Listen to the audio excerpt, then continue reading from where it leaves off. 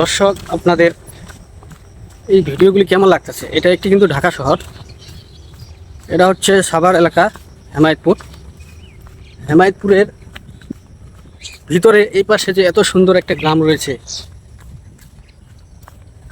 কত সুন্দর একটি গ্রাম, চারপাশে ক্ষেত এবং নদী, আবার নদীগুলোর সাইডে বড় বড় বিল্ডিং, কত সুন্দর দেখাইতেছে। এদিকে না এলে তো জানতে পারতাম না এত সুন্দর একটা গ্রামীণ দৃশ্য। এই যে দেখেন, একজন ঘাস কাটতেছে কত সুন্দর করে। হ্যাঁ, এই যে দেখেন, ইনার সম্ভবত গরুর খামার আছে। গরুর খামার আছে না আপনার? গরুর খামার আছে। এইগুলা কি গরুকে খাওয়াবেন?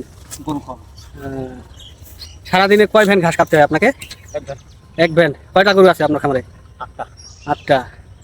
মনে হয় মোটামুটি গরুর খামার দিয়ে ভালো ইনকাম হয় বছরে? মোটামুটি, আল্লাহর রহমত। সব গাভী গরু। কতদিন ধরে করেন আপনি এই খামারি? খামারি আজ 4 বছর। 4 বছর। সব গাভী গরু। সব গাভী গরু, মানে দুধ হেছেন? যাই হোক, ষাড় গরু পোষা লস। আসলে এই ষাড় গরু পোষা লস কি কারণে?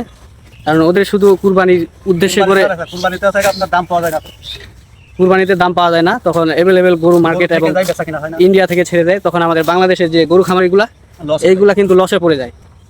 তো এই জন্য এনারা এখন সিদ্ধান্ত নিয়েছে যে গাভী পাললে সারা বছর দুধ দেবে এবং কি মাংসটা বিক্রি হবে। এর ভিতরে আবার গোবর আছে, এটা খেতে অনেক কাজে লাগে।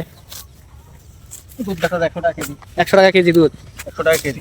সারাদিনে একদিনে কতখানি দুধ দেয় আপনার গাভী?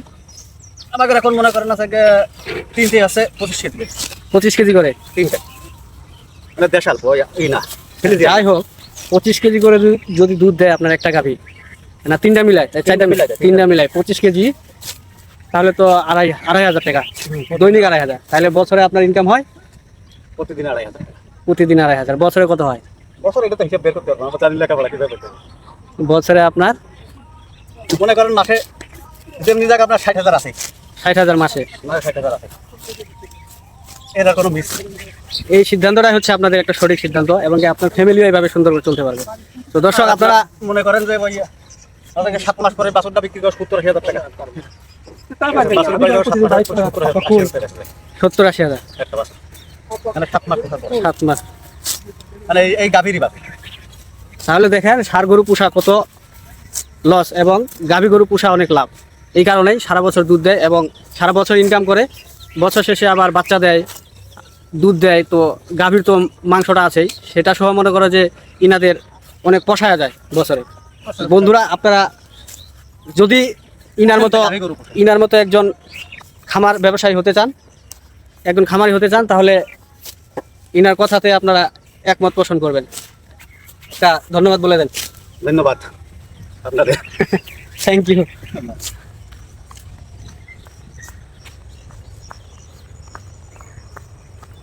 ওই যে দেখতে পাচ্ছেন দূরে, এখানে কিন্তু পানি আছে প্রায় 1 মাথা। এই যে নৌকা করে নিচে নামছে, উনিও কিন্তু একজন খামার ব্যবসায়ী। এই ঢাকা শহরে ফ্যামিলি নিয়ে চলতে গেলে কিন্তু মাসে বিশাল একটা অ্যামাউন্ট লাগে। তো ইনারা এইখানে অনেক চিন্তা ভাবনা করে খামারের ব্যবসা শুরু করেছে। ইনাদের খামারে সম্ভবত গাভী গরু পোষা এটাই লাভ। সারা বছর দুধ দেয়, আবার বাচ্চা দেয়, আবার ওইটাকে বেচাও যায়।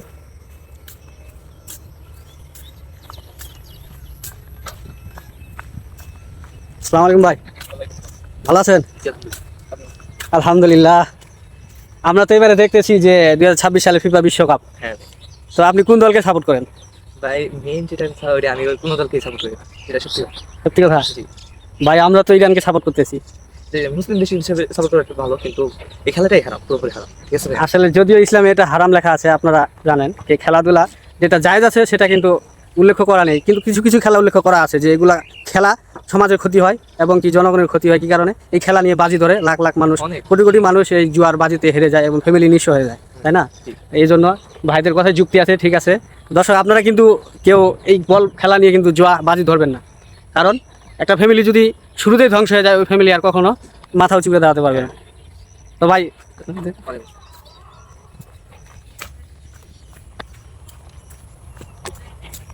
দেখেন দর্শক, কত সুন্দর মনে হচ্ছে না যে আমি এখানে একটি শহরের ভিতরে রয়েছি। এটাকে মনে হচ্ছে আমি একটা মনে হয় গ্রামের ভিতরে চলে এসেছি। আসলে এদিকে না আসলে জানতে পারতাম না যে এত সুন্দর একটা দৃশ্য।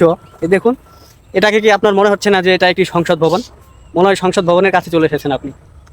আপনাদের যদি কখনো ভ্রমণ করতে ইচ্ছা করে, মন খারাপ থাকে, যদি মনকে ভালো এবং খুব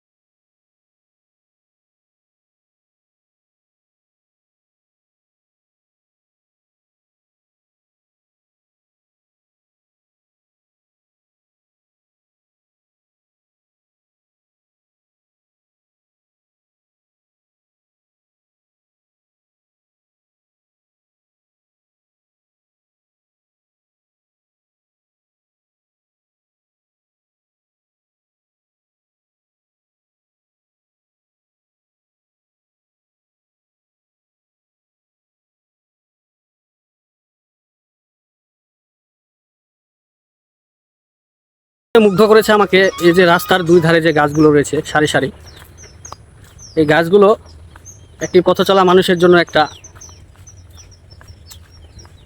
শান্তি এবং মনে করেন যে গাছের তলা খুব শান্তিময় জনপ্রিয় একটা স্থান। গাছের তলায় বসলে একটা ক্লান্তি মানুষ যতই ক্লান্ত হয়ে যাক 5 মিনিটেই কিন্তু ঠান্ডা হয়ে যায়।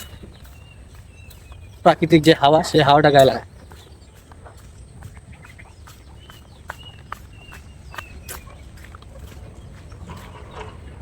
ছোট্ট একটি সংসদ ভবন যে দেখতে পাচ্ছেন, অসাধারণ।